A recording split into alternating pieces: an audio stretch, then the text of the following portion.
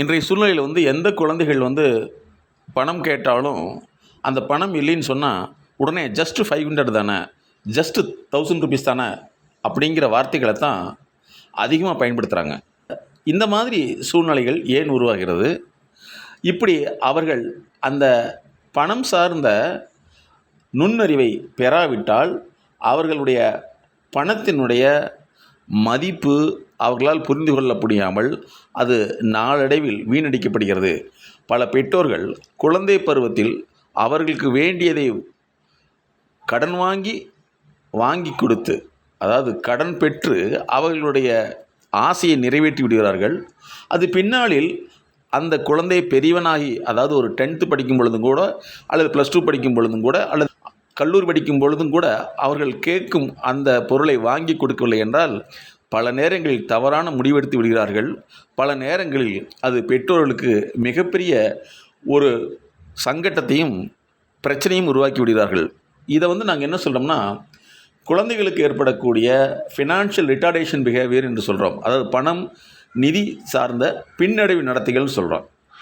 அப்போ இவர்கள் அன்றாட வாழ்க்கையில் பணம் சம்பந்தப்பட்ட பணம் சம்பாதிக்கக்கூடிய செயல்முறைக்கான யுக்திகளை புரிந்து கொள்ளாமல் இருப்பார்கள், புரிந்து கொள்ளவும் மாட்டார்கள். அவர்களை பொறுத்தளவு எவ்வளவு பெரிய பணமும் ஜஸ்ட் என்ற வார்த்தையில் அடங்கிவிடும். ஆக பெற்றோர்களாக உள்ளவர்கள் எப்படி ஃபினான்ஷியல் இன்டெலிஜென்ஸை அதிகப்படுத்துவது என்பதற்காகவே எங்களுடைய எம்எஸ்கே லைஃப் கிளினிக் ஃபவுண்டேஷன் மணி கிளினிக் என்பதை உருவாக்கியுள்ளது. அதேபோல் பல பெற்றோர்கள் தங்களுடைய குழந்தைகளுடைய திறமையை வளர்த்துவதற்கு பதிலாக ஒரு ஸ்டார் ஹோட்டலுக்கு கொண்டு போய் தன்னுடைய குழந்தையை உட்கார வச்சிட்டோம்னா அந்த குழந்தை உயர்ந்த பணக்காரனாக கருதப்படுமா அல்லது கருதி கொள்ளப்படுவார்கள் என்ற நோக்கோடு உயர்ந்த கல்வி நிறுவனங்களில் கடன் வாங்கி அந்த குழந்தையை இணைத்து விடுகிறார்கள், அல்லது அந்த குழந்தையை சேர்த்து விடுகிறார்கள். அந்த குழந்தையும் அவர்களோடு சேர்ந்து தன்னுடைய குடும்ப சூழ்நிலையை புரிந்து கொள்ளாமல் வளர்ந்து விடுகிறது. இது அவர்களுக்கு மிகப்பெரிய வாழ்வியல் சிக்கலை ஏற்படுத்தி விடுகிறது என்பதை நாங்கள் பல ஆண்டுகளாக ஆய்வு செய்து கண்டறிந்துள்ளோம். ஆகவே ஃபினான்ஷியல் ரிட்டார்டேஷன் பிஹேவியர், பணம் நிதி சார்ந்த பின்னடைவு நடத்தைகளை பற்றிய முன்னோட்டத்தை தெரிந்து கொண்டு அவர்களுக்கு ஃபினான்ஷியல் இன்டெலிஜென்சி, மணி இன்டெலிஜென்சியை கொடுக்க வேண்டும் என்பதற்காகத்தான் இந்த வீடியோ பதிவு. MSK Mindset Knowledge. ஃபைனான்ஸ் அப்படின்னாவே கடன் வாங்குதல் தான் மனசில் நினச்சிட்டு இருக்காங்க. ஃபினான்ஸ்னால் நிதின்னு அர்த்தம், எக்கனாமிக்னா பொருளாதாரம்னு அர்த்தம். ஆனால் ஃபைனான்ஸ்னால் இவங்களுக்கு என்ன தோணிடுது பாருங்கள், கடன், அப்புறம் என்னது கடன் வாங்குறதுன்னு தோணிருக்கு இல்லைங்களா? இது எல்லாத்துக்கும் இப்படி தோணிருக்கு. அப்போ இவங்க என்ன நினைவாங்க, ஃபைனான்ஸ் வாங்குறேன் அப்படிங்கிற வார்த்தையை கடன் வாங்குறதுங்கிறத ஃபைனான்ஸ் வாங்குறதுன்னு நினச்சிக்கிறாங்க. நாங்கள் என்ன சொல்கிறோம்னா, பிறக்கிறப்போ ஒரு மனிதனுக்கு ஒரு குழந்தைக்கு ஏற்பட்டால் அது நோய், பிறந்த பின்னாடி வருதுன்னா அது பிரச்சனை. அந்த பிரச்சனையினால் ரத்த அழுத்தம் மாறுபட்டு மனசில் அழுத்தம் ஏற்பட்டு மனசில் ஏற்படக்கூடிய குழப்பம் அதிகமாகி அது ரத்த அழுத்தத்தை அதிகப்படுத்தி அந்த ரத்த அழுத்தம் இதயத்தினுடைய வாழ்வையோ அல்லது மற்ற உறுப்புகளுடைய வாழ்வையோ சிதைச்சிடும். இதுதான். அப்போ இதுக்குண்டான ட்ரீட்மெண்ட் என்னென்னா, நமக்கு பொருளாதார நெருக்கடினால் நம்ம மனசில் ஓட்டம் அதிகமாகுது, அல்லது குடும்ப பிரச்சனையினால் நம்ம மனசு படபடப்பு அடிக்குதுன்னா குடும்ப பிரச்சனையை தீர்க்கிறதுக்கு உண்டான உளவியல் ஆலோசனை எடுத்துக்கணும், அல்லது அந்த பிரச்சனையை தாங்கக்கூடிய திறனை அதிகப்படுத்துறதுக்கு உளவியல் ஆலோசனை எடுத்துக்கணும்.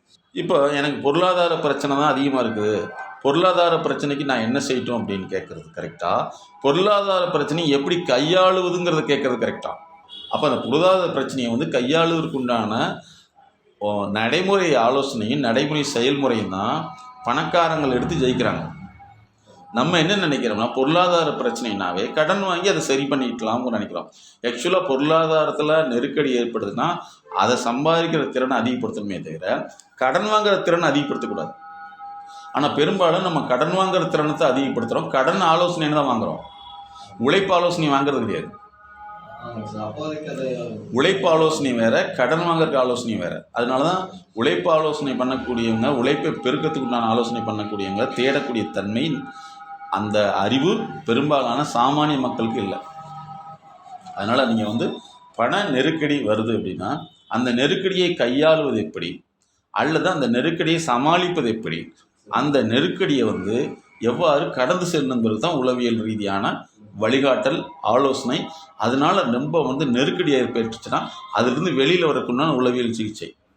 இது அப்படியே இடையில் வந்து இந்த நெருக்கடிகள் எல்லாமே வந்து இதயத்தை தான் பாதிக்கும். அதிகமாக பயம் ஏற்பட்டு அது கிட்னியை பாதிக்கும்.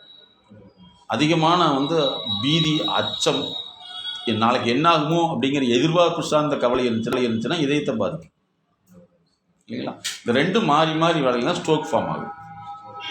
பெண்களாக இருந்தால் பெண்களுக்கு வரக்கூடியது கேன்சர், ஆண்களாக இருந்தால் அவங்களுக்கு வர்றது ஹார்ட் அட்டாக். பிரச்சனைக்கு நோய் வந்து உருவாகிடுது, ஆனால் பிரச்சனையை தீர்க்காதனால நோய்க்கு மட்டுமே நம்ம ட்ரீட்மெண்ட் எடுக்குமே தவிர பிரச்சனையை தீர்க்கிறது கிடையாது.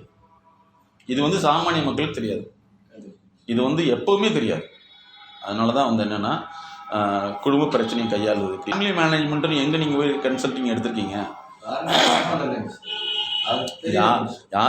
யாருமே போனது இல்லைங்கிறத விட யாருக்குமே தெரியாதுங்கிறத உண்மை. அப்புறம் ஃபேமிலி மேனேஜ்மெண்ட், ஒரு 2 குழந்தை இருக்குது, அந்த குழந்தைய நம்ம நிதி நிலைமைக்கு தகுந்த மாதிரி படிக்க வைக்கணுமா, அந்த குழந்தை விரும்புகிற மாதிரி வேறு இடத்துலேருந்து கடன் வாங்கி போய் படிக்க வைக்கணுமாங்கிறது நிறைய பேருக்கு தெரியாது.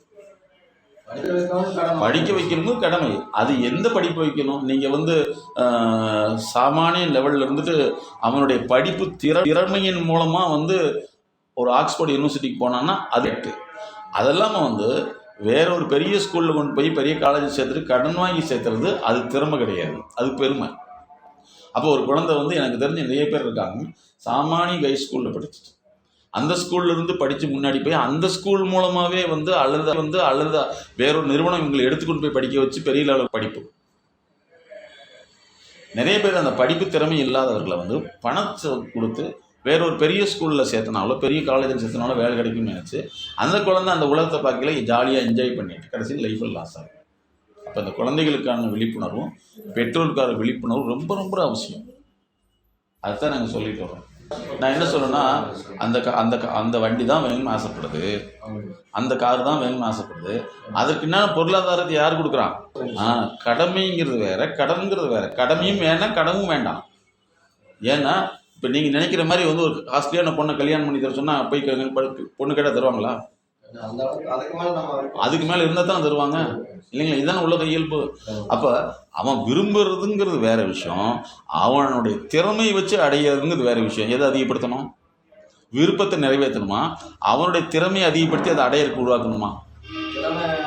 இது வந்து சாமானிய மக்களுக்கு தெரியாது. அப்போ திறமையை தான் அதிகப்படுத்தணும். இப்போ ஒரு பையன் காலேஜில் பெரிய காலேஜில் சேர்றான்னா அதுக்கு உண்டான மார்க்கை வந்து அதிகமாக வாங்கிட்டான்னா நீங்கள் வேலை செய்ய வேண்டியதில்லை. ஆனால் அவன் மார்க் வாங்கலைங்கிற பட்சத்தில் வந்து நீங்கள் தான் கடன் வாங்குறீங்க. அப்போ ஆக்சுவலாக அவனுடைய கடமையை வந்து செய்யாமல் நீங்கள் கடமைங்கிற பேரில் கடன் வாங்குறது எப்படி சரியான முறையாக மாறும்? இதுதான் நம்ம பெற்றோர்கள் நீங்கள் செய்யக்கூடிய தவறு.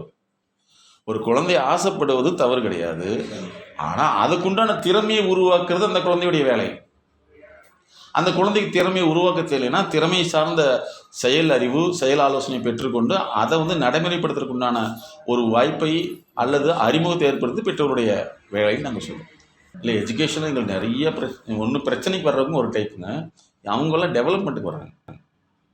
இப்போ 80 மார்க் வாங்குறவங்க 90 மார்க் என்ன பண்ணுறது, சென்டம் மார்க் என்ன பண்ணுறது சொல்லிட்டு எங்களுக்கு 2 விஷயம் இருக்குது. ஒன்று படிப்பே முடியாமல் வரக்கூடிய டைப்பு, இன்னொன்று படிச்சுட்டு அது இன்னும் வந்து ஹை லெவலில் வர்றது என்ன பிரச்சனை. ஒன்று வந்து பொருளாதாரத்தில் முன்னேறாமல் இருக்கிறதுக்கு வரக்கூடிய ட்ரீட்மெண்ட் ஒன்று, ஆல்ரெடி பொருளாதாரத்தில் வந்தவங்க இன்னும் வளர்ச்சியடைய இருக்கணும் வர்றதுங்கிறதுக்கு இன்னொரு ட்ரீட்மெண்ட் ஒன்று. 2 இருக்குதுல்ல. நோய்க்காக வரக்கூடியது ஒன்று, வளர்ச்சிக்காக வரக்கூடியது ஒன்று. 2 மாதிரி கல்வி கற்றலில் குறைபாட்டை நிவர்த்தி செய்யறதுக்கு வரக்கூடிய ஒன்று, கற்றலில் வந்து மேம்பாடு அடையிறதுக்கு வர சொல்லிக்கிறது ஒன்று. இப்போ உங்களுக்கு நான் சொன்னதை வச்சு ஒரு கிளாரிட்டி ஃபார்ம் ஆயிடுச்சா சார்?